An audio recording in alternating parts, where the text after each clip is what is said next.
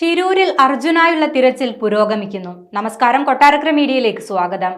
കർണാടകയിലെ ഗംഗാവലി പുഴയിൽ അർജുനായുള്ള തിരച്ചിൽ പുരോഗമിക്കുകയാണ്. കരയ്ക്കും മൺകൂനയ്ക്കുമിടയിലാണ് നിലവിൽ തിരച്ചിൽ നടക്കുന്നത്. പോയിന്റ് 2-ൽ നിന്നും നേവി ലോഹഭാഗങ്ങളും കയറും കണ്ടെത്തിയിരുന്നു.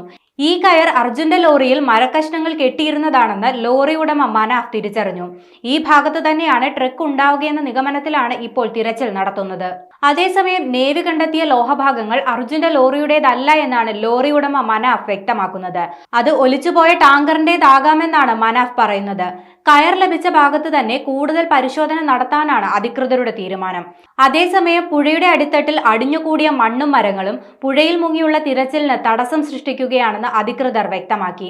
5 മണിക്കൂർ നീണ്ട തിരച്ചിലിൽ ഒന്നും കണ്ടെത്താനായില്ലെന്നും പാറയും മണ്ണും തടസ്സമാകുന്നുവെന്നും ഈശ്വർ മാൽപേയും പ്രതികരിച്ചു.